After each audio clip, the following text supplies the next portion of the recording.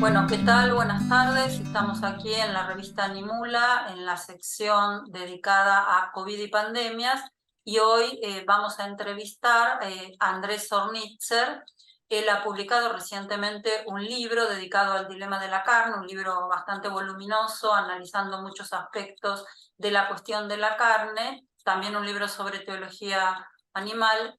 Y lo queremos entrevistar en esta sección, sobre todo por el hecho de que en esta sección venimos trabajando desde la pandemia la vinculación entre digamos, todo lo que tiene que ver con la producción intensiva de animales y las enfermedades zoonóticas, ¿no? Y como en eso, bueno, el consumo de carne tiene un aspecto fundamental, y es por eso que le queremos hacer esta entrevista básicamente sobre su libro. Entonces, nos gustaría primero, Andrés, que nos cuentes básicamente tu actividad como militante de los derechos del animal y del veganismo antes de ir específicamente a los temas del libro. Bueno, yo me hice vegano hace unos 8 o 9 años. Fue a partir de ver unos videos de Gary Yourofsky y hacer unos retiros de meditación y comida así saludable. Y después primero me hice vegetariano, unos 2 o 3 años, y hace unos 4 o 5 vegano.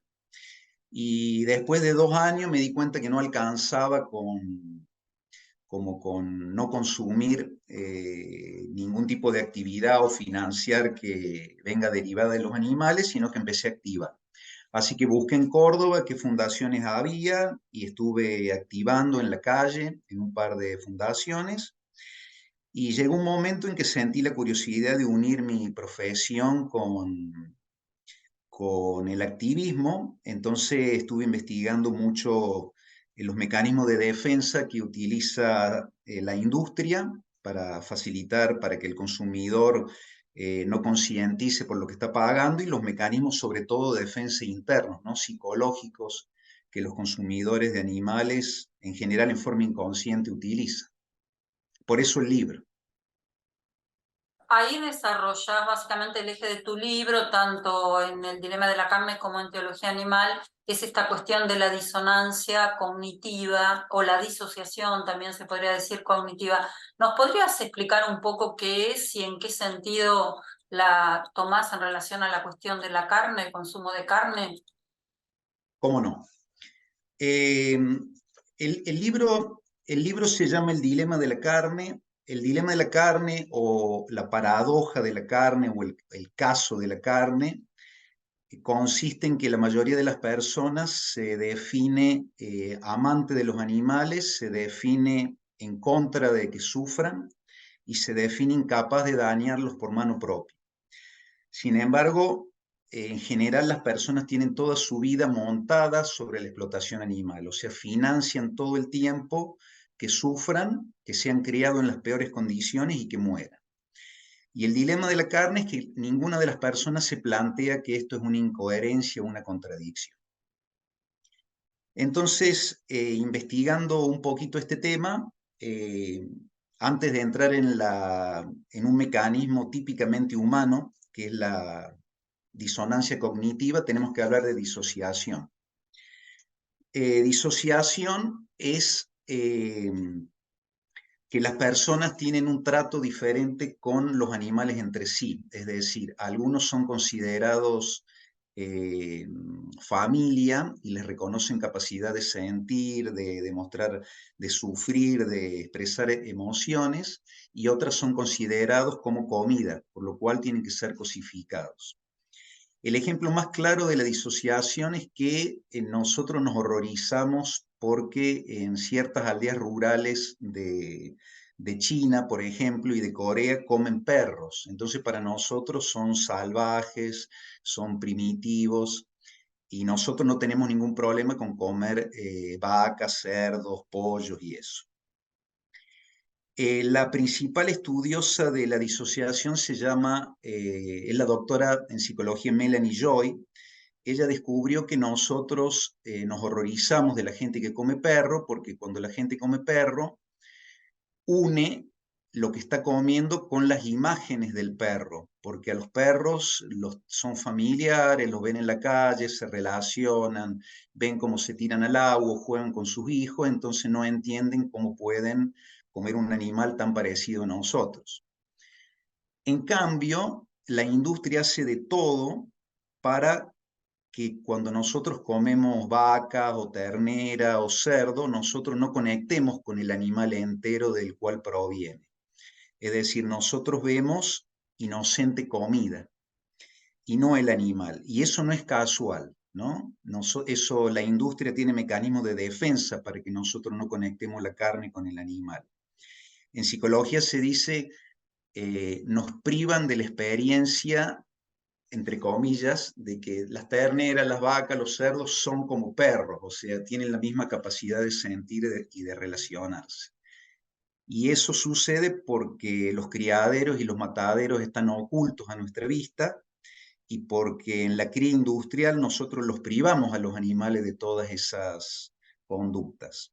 Entonces, comer perro es un tabú porque se nos vienen las imágenes del perro, pero comer carne lo podemos hacer porque no conectamos con el animal vivo y que murió sufriendo del cual viene. Eso sería en cuanto a disociación, digamos, ¿no? Sí, sin embargo, disculpa que te interrumpa, sin embargo hay algo muy llamativo, bueno, por lo menos se ve aquí en Buenos Aires, yo lo he visto en muchas carnicerías, que es el hecho de que en las vidrieras de las carnicerías suelen colocar los mismos animales que adentro van a ser consumidos en un estado de felicidad, ¿no? Es decir, aparecen las vacas pastando y con una margarita en la boca, aparecen las gallinas, digamos, con sus pollitos, ¿no? Se da digamos, ahí también hay como una cuestión de Una disociación muy disonancia, fuerte. una disociación. Sí, eso es una estrategia, digamos, cualquier sistema opresivo y que utiliza violencia instrumental tiene mecanismos de defensa. Uno es el que nombré recién, que es el ocultamiento. Otro de los mecanismos es la publicidad, ¿no? La publicidad, eh, digamos, se encarga de mantener un imaginario de lo que Carol Adams llama el tipo de explotación grado 3, que es el de la granja familiar, ¿no? Donde los animales viven una buena vida, viven 4 o 5 años, el granjero sabe los nombres, y un día les llega el triste día, o sea, y de forma humanitaria, sin sufrir, los matan humanitariamente. Entonces se sostiene un imaginario de cría feliz y que lamentablemente, como necesitamos carne, lo cual por supuesto es una mentira también de la industria, de eso también podemos hablar, que es que los sistemas explotadores presentan como necesario lo que es una opción, o sea, nos han hecho creer que necesitamos proteína animal para vivir y es solo una elección. Eso es un mecanismo típico de los sistemas explotadores. Entonces nos hacen creer que los animales están en una etapa, en una cría grado 3 de la granja familiar, cuando la realidad es que están desde hace 60 años en la etapa 4, que es la cría industrial, donde están hacinados, están en sus propios excrementos, las crías les son retiradas apenas nacen, tienen vidas cortas, tienen muertes miserables, y bueno, pero las publicidades así, para calmar la conciencia del consumidor. Andrés, con respecto a esto que mencionabas como la etapa cuarta o la etapa 4, el pacto con China, que básicamente hace un par de años que se viene gestando, vos tuviste una participación activa en términos de resistencia a eso, ¿no? ¿Nos podrías contar un poco? Claro, el pacto con China es, digamos, es un tipo de arreglo donde nosotros, digamos, como país perdemos en todo. O sea, primero, por supuesto, lo que pierden son los animales, ¿no es cierto? Porque es una idea de, yo no me acuerdo los números, pero era algo así como, la verdad que hace como, fue en la época de la pandemia, no me acuerdo los números, pero era así como tener 300 madres para, como dicen ellos, fabricar no sé cuántos lechones y cuántos kilos de carne para exportar a China. El tema es este, China tuvo en el 2018 una gripe porcina. Tuvieron que enterrar vivos 300 millones de cerdos. Entonces, ¿China qué hace? Quiere que produzcamos los cerdos acá. Entonces, a nosotros nos quedan las posibles gripes porcinas, o sea, una pandemia, nos queda el desmonte para sembrar la soja, el maíz para criar los chanchos, nos queda el calentamiento global, nos queda el gasto de agua y ni hablar del sufrimiento animal para que los chinos coman algo que no es necesario para la salud, porque ya sabemos que es una elección basada en el sabor, la proteína vegetal suple todas las necesidades alimenticias y el animal está relacionado con los problemas cardíacos y con varios tipos de cáncer. Esto dicho por las asociaciones de nutrición hace 50 años, ¿no? O sea, no es un descubrimiento nuevo.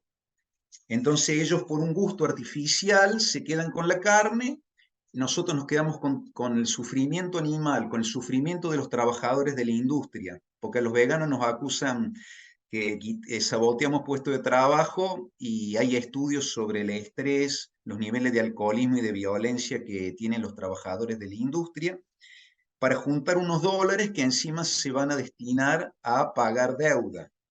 Entonces, nosotros, y dicen que vamos a tener por unos puestos honestos de trabajo. En realidad, a las industrias chinas encima las eximen de impuestos, nosotros nos quedamos con lo peor del negocio, unos dólares para pagar deuda, y los chinos se llevan unos kilos de carne criada con niveles altísimos de sufrimiento, repito, para algo que no es necesario, no es un gusto basado en el sabor.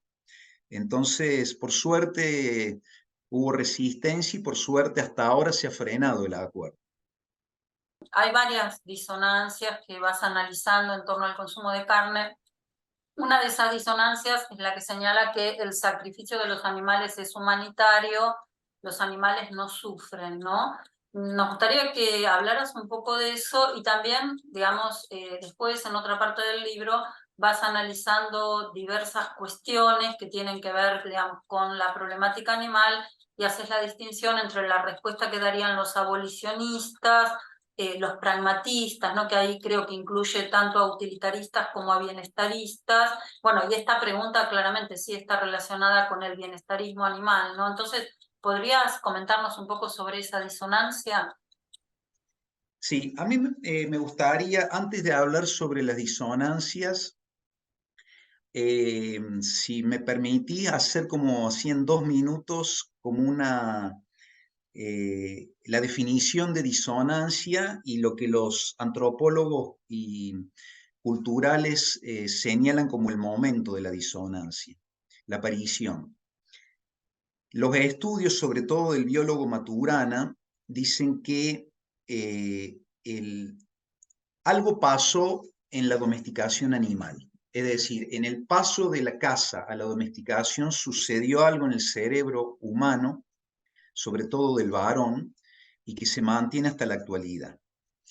Es decir, los antropólogos dicen que en la caza no había disonancia cognitiva, ¿no? Primero que el cazador nunca se sintió superior al animal, ni lo cosificó, ni se le ocurrió domesticarlo, ni nada. Al contrario, lo consideraban un par y muchas veces superior, ¿no? Hay familias que dicen que sus ancestros eran el mamut o el tigre, o sea, lo consideraban un par o superior. Después la caza era como una batalla justa, es decir, el humano podía morir en la batalla, el animal podía escaparse, era una batalla de igual a igual. Lo consideraban un acto sagrado, sentían gratitud, como tomar una vida para que otra siga, hasta pedían perdón, digamos, muchas veces al espíritu del animal. La domesticación, dicen los estudios, comienza cuando un grupo de humanos se dirigen al norte, ¿no? Ahí sucede un desastre natural, no se ponen de acuerdo si el desastre natural fue antes, la última glaciación, y por eso tuvieron que ir al norte siguiendo animales, o fueron al norte y quedaron atrapados en el frío. Entonces tuvieron que empezar a vivir exclusivamente de los animales y no de la recolección. y tuvieron que empezar a domesticar. En la domesticación se generan situaciones de apego, es decir, sabían que los animales sienten, tienen emociones, no quieren sufrir, tienen conductas naturales, quieren criar a sus crías. Entonces, surge una emoción nueva que es la culpa y la traición, es decir, criar animales ofreciéndoles comida y protección mientras se planea su muerte. Entonces, no es lo mismo la caza, que es como azarosa y esporádica, no se generan apegos. Acá y se toman animales mansos que se los mata. Como esa situación, la domesticación lo hicieron los varones, muchos antropólogos dicen que es el origen del patriarcado, de la propiedad privada, de la violencia, y que eso se trasladó luego a las mujeres del grupo. Entonces la manera de manejar esa culpa fue declararse superiores. Ya no eran un eslabón más, sino que eran seres superiores con una superioridad decretada, digamos, por los dioses, y ahí cosificaron al animal. Entonces, la manera de manejar la culpa fue esa, declararse superior y inferiorizar al animal. Entonces, ¿qué es la disonancia cognitiva? Un fenómeno únicamente humano. La disonancia cognitiva se da cuando uno experimenta dos emociones o dos pensamientos o dos acciones que uno vive como incompatibles entre sí. Por ejemplo, amar a los animales y comérselos. Pueden ser otras disonancias, no sé, uno cree que es progresista o de izquierda y, no sé, desaloja un barrio humilde para construir porque hay que fomentar el progreso. El tema es que en la disonancia uno lo que hace es, para no considerarse privilegiado, ni tener que cambiar sus hábitos de conducta ni sus privilegios, inventa excusas, aunque tenga que negar lo real. Inventa excusas para no sentirse incoherente. Ahí viene todo, los animales no sufren cuando mueren, es la ley de la vida, las plantas también sufren, ¿por qué ocuparse de los animales cuando hay causas humanas urgentes como los de Siria y todo eso? Eso es un poquito la historia de la disonancia. Es decir, es una excusa para yo sentirme bien conmigo mismo y no cambiar, aunque la excusa sea irreal, ¿no? En el caso de la crueldad con los animales, la muerte humanitaria, insisto, nos quieren hacer creer que estamos en la etapa 3, es decir, los animales son criados en granjas humanamente y un día les llega el triste día donde los anestesian, le tiran solamente un disparo de 15 centímetros en la cabeza y los degüellan. La realidad, por ejemplo, de los pollos es que hace un tiempo los pollos alcanzaban el peso al matadero a los 7, 8 meses y ahora los alcanza a los 39 días. Se les quiebran las patas debajo del peso que no pueden sostener. Les prenden y les apagan la luz para que engorden.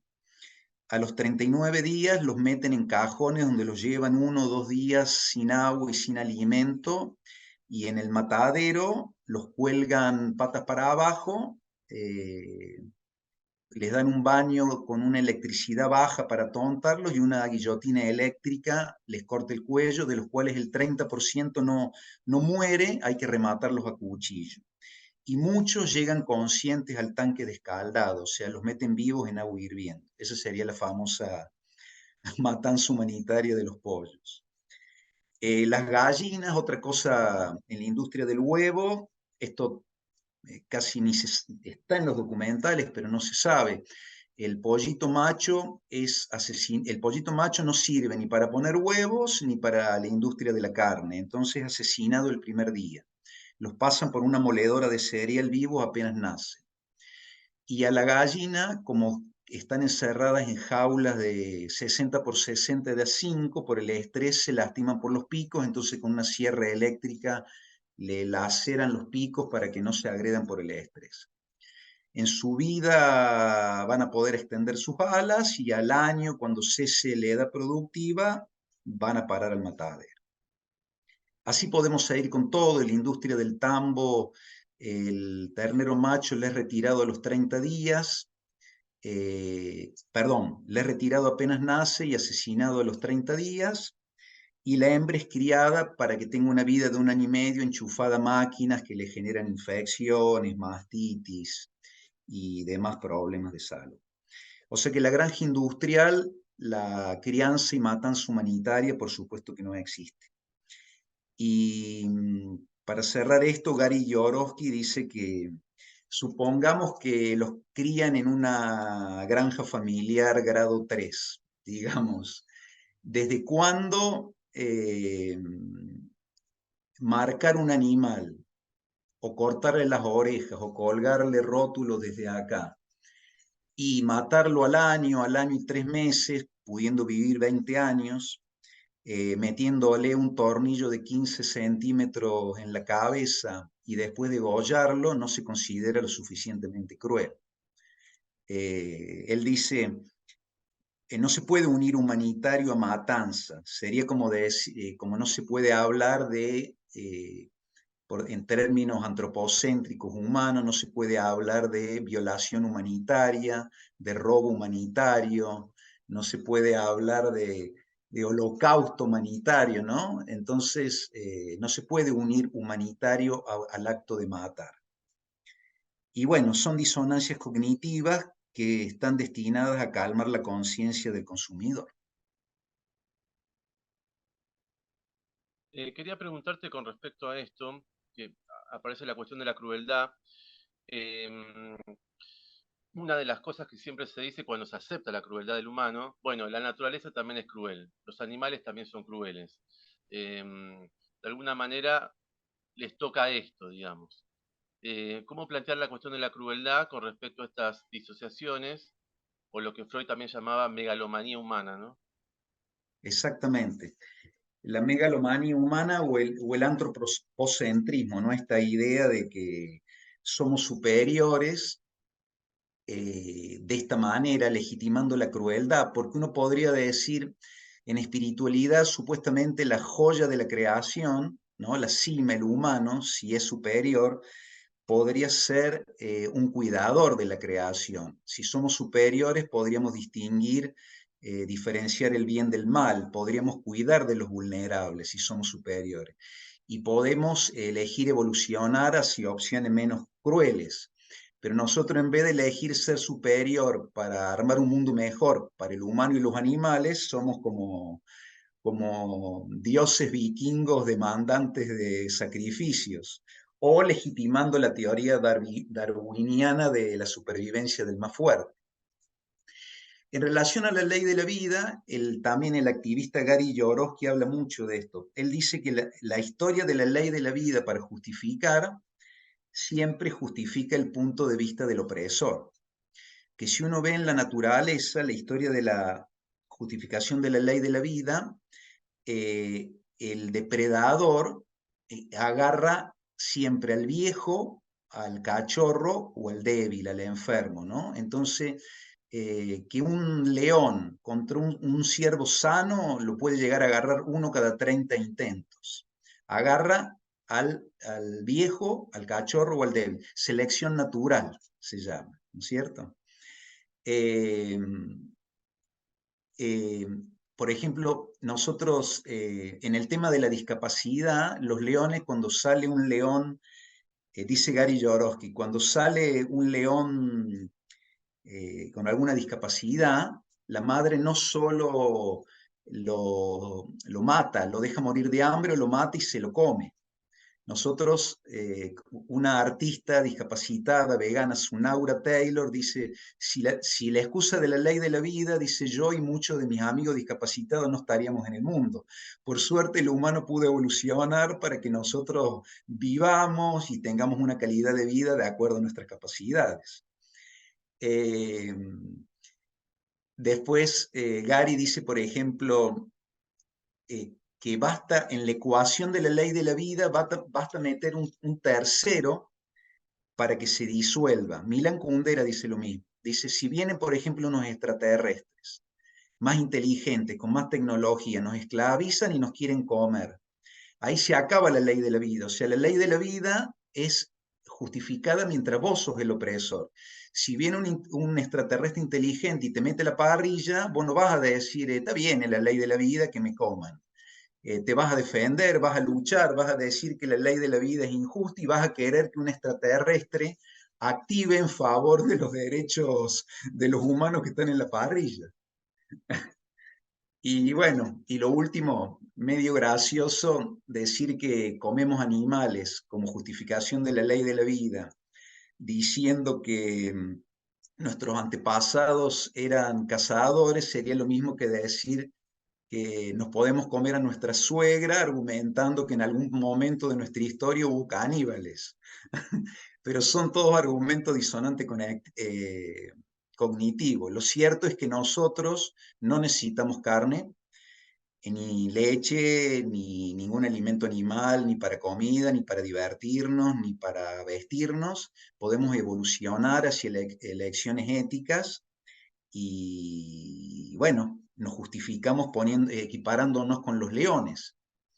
El tema es que si una madre, si, digamos, un león, nos comparamos con lo peor del león, ¿no? Pero nosotros tenemos opciones de elegir. El león se come al cachorro, pero si una madre tiene un hijo discapacitado y lo mata y va a un juicio, no puede decir los leones también lo hacen. Va a ir un psiquiátrico de máxima seguridad. Usamos los leones cuando queremos comer carne, pero no podemos comparar las conductas. Nosotros somos sujetos éticos, podemos diferenciar lo que está bien de lo que está mal. El león no tiene opción. Sí, y también, digamos, hay cuestiones que tienen que ver con la producción en el capitalismo que lleva a utilizar precisamente esas metáforas que sí tienen, uno diría, si el capitalismo está determinado por la ley de la ganancia, esa metáfora viene muy bien para justificar ese mundo, ¿no? En donde uno se come al otro, digamos, Así es. sin ningún tipo de problema de conciencia. Una de las disonancias cognitivas que vos también analizás y que la recordé muy especialmente hace unos días porque, no sé si escuchaste, hace unos días un candidato a diputado señaló que una de las propuestas que él tenía era privatizar los mares porque si se privatizaban los mares se impediría que se extingan las ballenas, ¿no? Y entonces cuando le preguntan que explique eso, da justamente un ejemplo que da, es uno de, digamos, de las disonancias cognitivas que vos analizas. Él dice, bueno, así como las vacas y las gallinas no se extinguen porque, digamos, tienen un propietario, convertir, digamos, a las ballenas en propiedades va a impedir su extinción. Te quería preguntar por esta disonancia, ¿no? Esta idea, bueno, que la dice mucha gente, ¿no? De si nosotros no nos comiéramos a los animales, si no los criáramos a los animales de producción, se extinguirían. ¿Cuál es el análisis que vos haces con respecto a eso? Sí, en ese análisis, en el libro hay como 17 disonancias cognitivas, ¿no? Y hay la prueba de la disonancia cognitiva, ¿no? Que, insisto, la disonancia cognitiva es buscar una excusa falsa, irracional, ilógica, para no cuestionar mi imagen, para sostener la explotación, presentarla como natural y no cambiar hábitos, hace que dentro de la disonancia se presenten disonancias que se oponen entre sí. Por ejemplo, una dice que si no nos los comiéramos, se habrían extinguido, ¿no es cierto? Como que nos deberían estar agradecidos. Y la siguiente dice que si no nos los comiéramos, serían plagas. O sea que son dos argumentos contrapuestos entre sí. Uno dice, deberían estar, viven gracias a que los criamos para que los comamos. Y el otro dice, no, es al revés. Si no los comiéramos serían plagas. Digamos, estaría lleno y no sabríamos qué hacer con los animales. Entonces son excusas que nos sirven para comer y ambas se oponen. En relación a lo que planteas vos, esta idea que si no los comemos desaparecerían. El historiador israelí Yuval Harari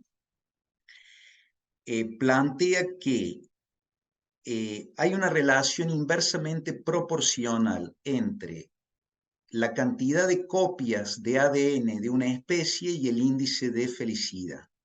Es decir, el éxito evolutivo se mide por la cantidad de copias de ADN. Entonces uno podría decir que a las gallinas, a los pollos, a las terneras no le ha ido nada mal, porque tienen muchas copias de ADN. Pero muchas copias de ADN es inversamente proporcional al nivel de su felicidad, porque nosotros le hemos quitado todo comportamiento natural. Es decir, los privamos de moverse porque están encerrados, los privamos de lamer y amamantar a sus crías el tiempo necesario porque las cerdas están en jaulas donde no pueden ni darse vuelta, donde se laceran, tienen úlceras y hasta no pueden, hasta aplastan a sus bebés. Les prohibimos andar, les prohibimos olisquear, les prohibimos conseguir su propio alimento, les prohibimos hacer sus propios hábitats. Entonces son animales que conservan sus necesidades naturales y se los privamos con el fin de mantenerlos, como dicen Safran Foer, enfermos, digamos, pero que no lleguen a morir, ¿no? Como los enfermos para no gastar dinero, pero lo suficientemente para que no mueran para llegar al peso en matadero. Esos son los animales que nos comemos nosotros. Y sostenemos esto de que se hubieran extinguido cuando, dice Harari, lo mejor para esos animales hubiera sido haberse extinguido. Es mucho más feliz un búfalo en una selva, en una sabana al borde de la extinción, que millones de copias en ese grado de infelicidad. Es otra disonancia, ¿no? Como si casi deberían estarnos agradecidos. Y además hay otra, no tienen por qué extinguirse, porque hay miles de santuarios en el mundo donde están dispuestos a recibir los animales y criarlos de acuerdo a sus costumbres, no tienen por qué extinguirse. Lo peor es la vida miserable que les damos.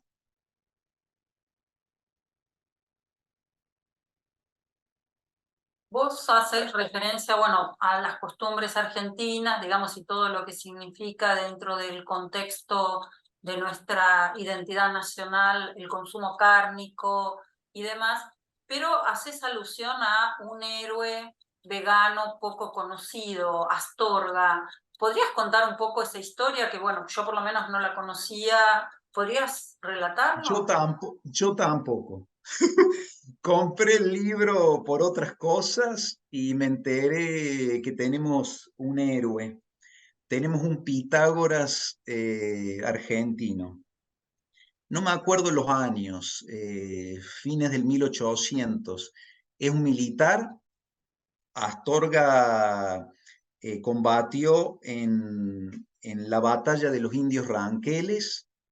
Estuvo prisionero por los indios como 2 años, tenía heridas de cuchillo, logró escaparse por la selva. En la selva volvió a pelearse con indios. La cuestión es que terminó con 2 balas en el cuerpo, cuchillazos, y llegó a su casa. Se casó, tuvo una finca, tuvo una familia, y cada vez iba empeorando, y leyó, estamos hablando de fines del 1800, un libro de medicina natural de un alemán. Entonces, él recomendaba baños de agua helada, baños de inmersión, dieta vegana estricta, solo frutas y un pan con cereales, y haciendo esa receta se curó. Entonces, Astorga empezó a dar conferencias sobre los beneficios de esto y planteó desafíos. Se fue a Buenos Aires, además de las conferencias, planteó desafíos como que podía, no recuerdo los detalles, pero por ejemplo, cabalgar 15, 16 horas seguidas sin alimento. Y después otro desafío que podía ir caminando desde Buenos Aires a La Plata apenas con un racimo de uva y una rodaja de pan.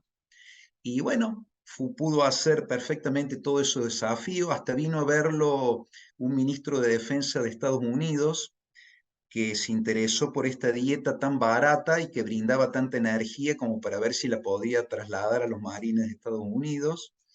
Y después se volvió su estancia, que se llama La Vegetariana, y fue un polo del desarrollo del vegetarianismo y el vegano. Bueno, la palabra vegana no existía en ese, pero él era vegano. Y ahí iba la gente que quería ser vegana y vegetariana a aprender la receta de ese pan. Así que, bueno, tenemos un héroe, un Pitágoras nacional, Astorga, correntino, eh, que fue un abre caminos en este tema.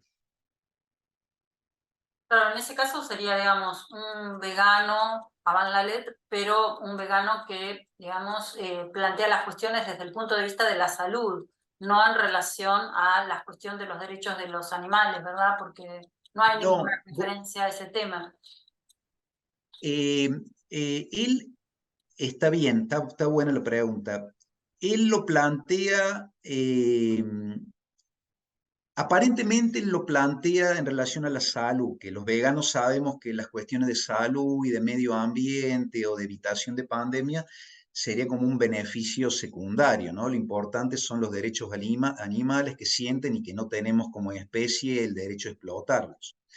Sin embargo, a mí me parece, da la sensación que él lo usó como para llegar a la gente, pero en el cartel de la vegetariana de la estancia, él dice, acá no nos nutrimos de cadáveres, no nos nutrimos del sufrimiento animal, no nos nutrimos de la adrenalina que genera su sufrimiento, y ahí él cita que la base es el evitar el sufrimiento animal. Sí. Pero imagínate, estamos hablando en Argentina, en el país de la carne, en un militar a fines del 1800, ¿no? O sea, tremendo adelantado. Con esto de las disonancias, para ciertas prácticas que conforman después estas disonancias. Pero, por ejemplo, vos hablabas de un búfalo feliz en su hábitat y yo recordaba un emblema, digamos, de la música argentina que es el oso de Morris y generaciones cantando el oso que se va a vivir feliz, vuelvo al bosque, estoy contento de verdad, pero a la vez se llevaba a esos chicos que cantaban la canción al zoológico, ¿no? Así Entonces, es. eso, digamos, también es una disonancia, porque de alguna manera la felicidad está en un lado, pero después, bueno, está en el zoológico para hacer feliz a los niños. Entonces es como... Sí, sí. Tremenda disonancia. Muy cierta, muy cierta. Igual nosotros en activismo vegano decimos que es tan fuerte el discurso, es tan fuerte el antropocentrismo y la disociación, que no solo caen en la disonancia y en la disonancia cognitiva y en la disociación el no vegano, sino que los amantes de los animales caen también en la disociación. Porque, por ejemplo, es muy interesante esto. El zoológico, un antropozólogo, Herzog, dice que hay ciertas cosas moralizadas, ¿no?, de los animales. Por ejemplo, el zoológico está moralizado. La mayoría cree que no debería haber zoológicos. Pero después el que se opone al zoológico va y se come un asado, ¿no?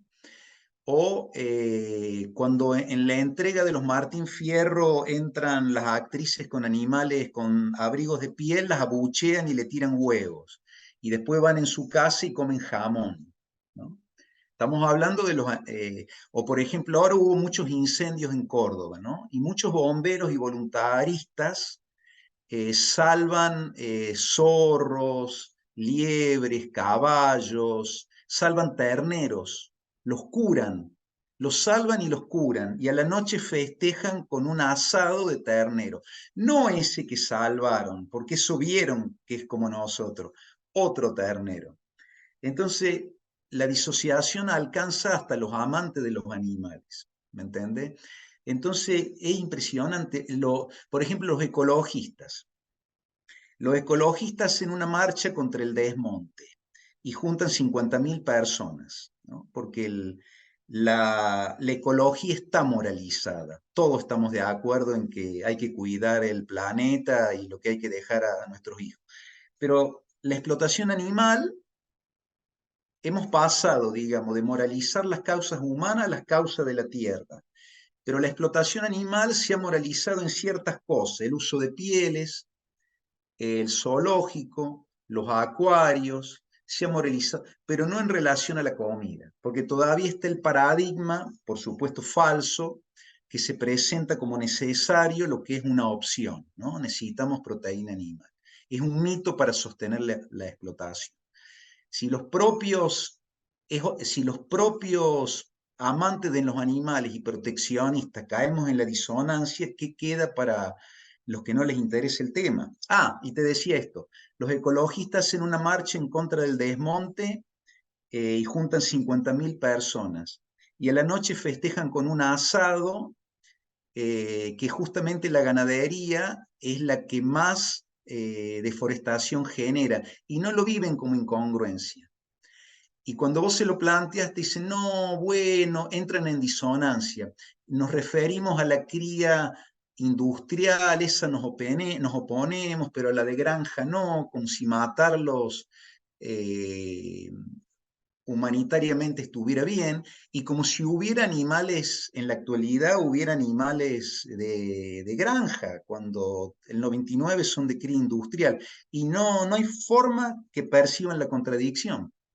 Como decís vos, como en la canción, el oso llora, pero vamos a verlo al zoológico.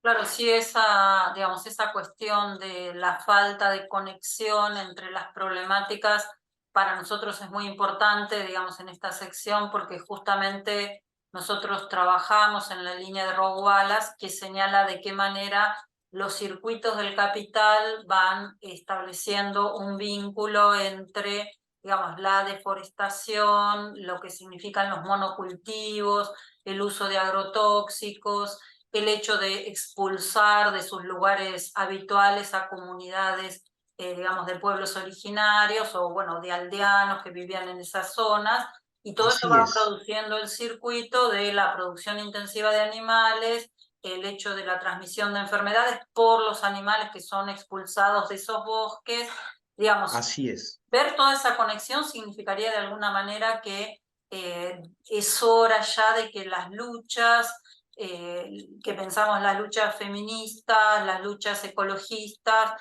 y las luchas antiespecistas se unan, ¿no? Para pensar de qué manera todas esas opresiones están vinculadas, ¿no? Vos trabajás hacia el final de tu libro el texto de Patterson, Eterna Treblinka, que justamente señala eso, ¿no? De qué manera las luchas están unificadas. Para ir finalizando la entrevista, te quisiera preguntar acerca de esto, ¿no? Es decir, tu libro finaliza diciendo nos encontramos en las calles. Bueno, ¿cuál sería el mensaje, la idea, el llamado que harías a los argentinos carnívoros y a los argentinos no carnívoros para pensar un mundo diferente, ¿no? Sí. Primero, retomar, hay que hacer, hay muchas cosas acá, ¿no? Primero, hacer consciente lo que vos acabas de decir. Vos citaste a Patterson. Patterson dice que el primer sistema, esto que yo nombré un poco atrás, ¿no? Que el cazador era agresivo pero no era violento. Que el primer modelo de violencia sistematizada fue en la domesticación animal, no producto de que el hombre es malo por naturaleza, sino porque atrapado en cuestiones climáticas tremendas, no le quedó otro que domesticar animales. Entonces ahí empezó a ejercer violencia instrumental y sistemática, encerrar, látigos, púas, mutilar para que no se escapen, castrar, selección natural, todas esas cosas no se conocían. Entonces Patterson dice que ese fue el primer modelo de violencia sistemática original. Eso, hasta ahí, esto tiene poquito, 7.000 años, nada. Homo sapiens tiene 200.000 años, o sea, 7.000 años es nada. Eso lo manejaron los varones, antes la recolección, la principal cantidad la hacían las mujeres, eran sociedades igualitarias, y el varón trasladó esas conductas violentas de los animales a las mujeres.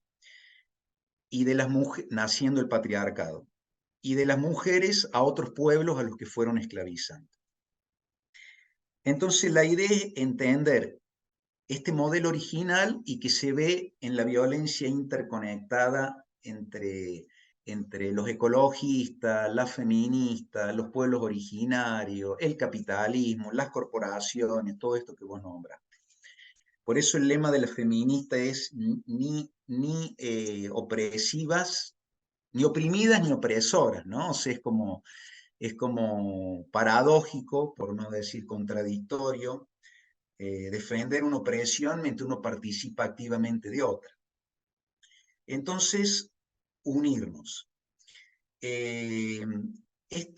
Nos vemos en las calles, hay una activista, yo la sigo mucho, se llama Flavia Brofoni, habla mucho sobre el cambio climático, ella ha hecho muchos estudios sobre Toro, sobre la desobediencia civil, ¿no? O sea, no promueve acciones violentas y señala la necesidad de estar en las calles. Toro fue un maestro de Gandhi y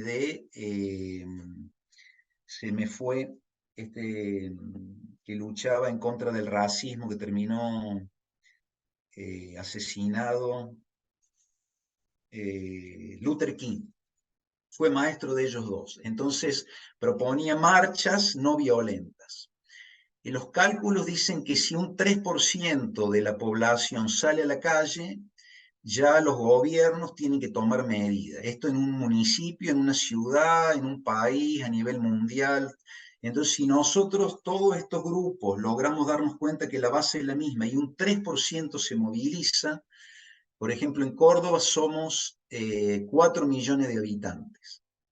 Con que 120.000 salgan a la calle, entre todas estas agrupaciones, ya uno no puede hacer la vista gorda, ya hay que tomar medidas. Entonces la idea es lograr movilizar este 3%. Eso en cuanto a salir a las calles. Por supuesto, lo otro es educar en derechos animales, que es que no tenemos derechos a oprimirnos como especie, que no necesitamos proteína animal. La proteína animal necesitaron unos pastores atrapados en el Ártico hace 6.000 años. Ahora podemos comer perfectamente con todo lo que nos ofrece la tierra. La proteína animal está relacionado, al menos la mitad de los cánceres de colon está relacionado con proteína animal. La carne procesada es cancerígena grado 1, o sea, al igual que el cigarrillo, o sea que el paté, el picadillo, la salchicha y las hamburguesas tendrían que salir con etiquetas con tumores que digan este alimento produce cáncer. Pero bueno, no es negocio. Y después hay que trabajar mucho desde adentro de las instituciones, ¿no? Filósofos, médicos. Por eso yo saqué el libro Teología Animal, donde hablan de las corrientes vegetarianas. El clero es la pata que va como... Porque la filosofía va dándole derecho a los animales, la medicina también, el clero es la pata que viene más atrasada. Los influencers, ¿no? El influencer es muy importante. Yo digo en el libro, si Messi o el Papa se hicieran veganos, cambiaría el mundo, ¿no? Y bueno, y la más importante de todos es el veganismo va creciendo. Antes éramos el 1 o 2%, ahora entre veganos y vegetarianos somos un 7, un 8%. Somos 800 millones de personas que no nos estamos muriendo por falta de proteína ni de B12. Somos más que toda la comunidad económica europea. Cuando empieza a haber en cada mesa un vegano, es el activismo más productivo, ¿no? Porque es fácil ridiculizar al vegano cuando es tu vecino, pero no es fácil ridiculizarlo cuando es tu hijo o tu hija. Entonces, no falta mucho para que haya un vegano en cada mesa.